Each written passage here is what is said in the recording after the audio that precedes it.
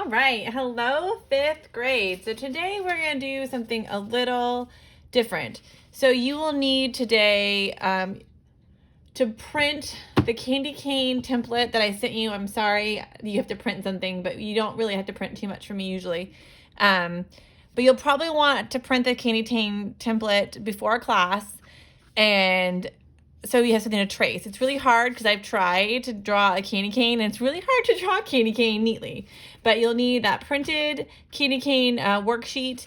You'll need your small piece of black paper. This is that 6x9 piece. It's pretty small. Your candy cane will fit only like at an angle, and you can decide if you want it this way or a different way. I just put it this way. So you're gonna take out that printout.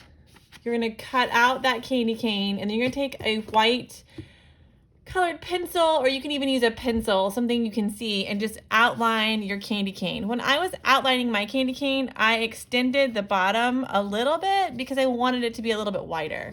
So when you're done, you should have something like this. And I know that was fast. We're gonna do this on the live class together too. So the one thing a candy cane has is stripes. So with your pencil, and you can do this in pencil, it'll show up on the black paper,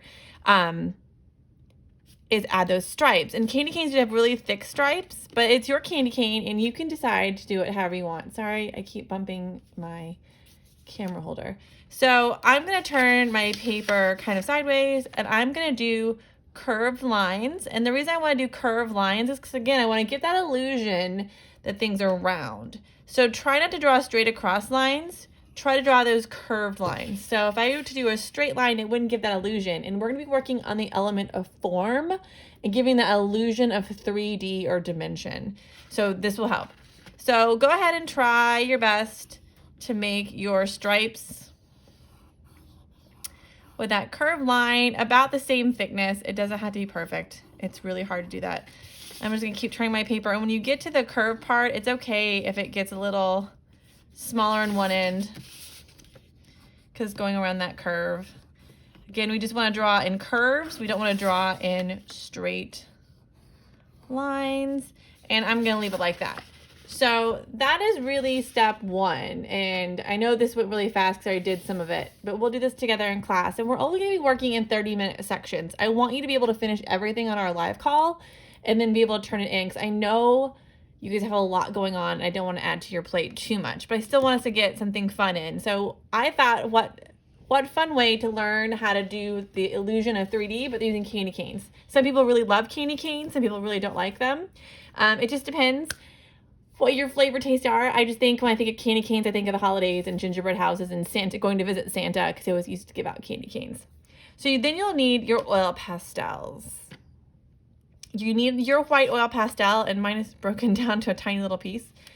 And then we'll start thinking about colors later.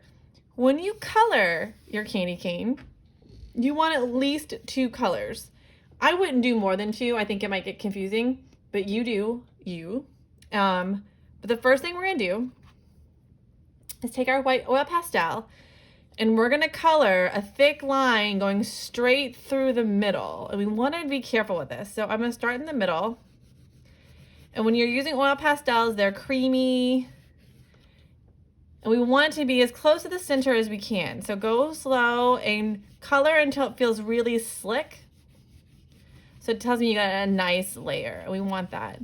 So color, it's not perfect, but as close to the center as you can. I know that's hard. Even Mrs. Cole sometimes has a hard time.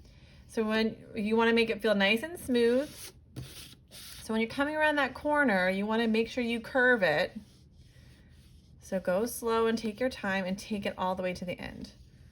Sorry, my camera is shaking. Okay. So this is like our first big step. So the white is going to be the highlight. So to give that illusion of form and things going back into space, we got to give it that highlight and those shadows, and that's key. So I'm not sure how long this is going to take us in live class. So we're going to do one more thing and then call it a day, and then we'll do the blending next week. So the next big decision you have to make is what colors you want your stripes. You can keep it red, but I can't have you do red and white candy cane because white won't really show the highlight and it won't work like I want it to. You could do white and like gray if you wanted to, or you can do any color combination you can think of. I'm gonna pick red and green. I could do green and blue too. I think I might do green and blue because I like the way the blue looks on the paper. So I'm gonna do green and blue. I'm gonna go a little crazy. But again, you can pick whatever colors you want. So when we're coloring, we're gonna turn our candy cane to its side because we're not gonna color straight up and down. We wanna color on the side, doing horizontal lines. So it's easier for me if my paper is facing that way, so I can just color down. So I'm gonna color, starting at my edge, I'm gonna go around my edge, and I'm just gonna color a tiny little bit.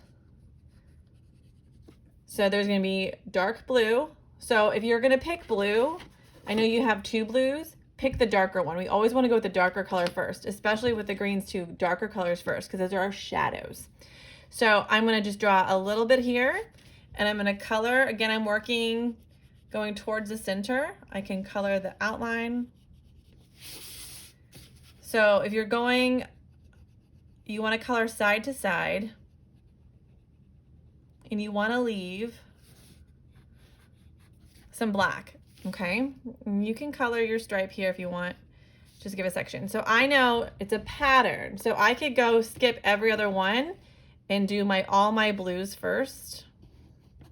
The main thing is I want you to color going side to side, nice and thick.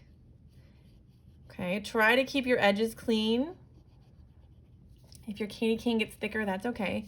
So you need to see some black paper between the blue and the white line. I know it's gonna look weird. Next week it'll all make sense. So I'm coloring back and forth, kind of pushing heavy. It should feel really creamy and kind of thick. All right. So you can decide whatever makes sense in your world to do all the blues and then go back and do your second color, or just alternate it. But we want to have a pattern because that's what candy canes do. So the green doesn't show up super well. I don't know if you'll be able to see it too much. I can see it in person, but I'll give you a trick for that when we start blending. So we're not going to be blending colors this week. We're really just adding the highlight and the shadow edges. So this is what we're doing. We're just going to color and color back and forth using those horizontal lines, leaving some nice and thick, so your oil pastel should just kind of glide over it. So you want to leave the same amount of black paper, hopefully, on each side. It's better to leave more than less, but I want to see more than just a stripe of color. We're not coloring up and down. So I just lost my pattern. That's not a big deal. I actually did that on purpose. If you forget, you can always go back over it with your second color. Okay, oil pastels will kind of blend, and that's fine. It's easy to fix. So we're just coloring those sides, and I got kind of close to the edge there, so I might have to extend my candy cane. Two main things. You want to color dark and rich, and you want to color going in that horizontal pattern. So I'm going to keep coloring mine, and then once you have it that looks like this, it looks strange, I know, it just traced our candy cane, we added our highlight, we're adding those shadows. Then we're done for today. Next week, we'll finish this up. So when you're all done, and I'll finish my hook, take a picture, upload it to the Google Classroom, and that's it for art this week. And I'll talk to you later. Bye, guys.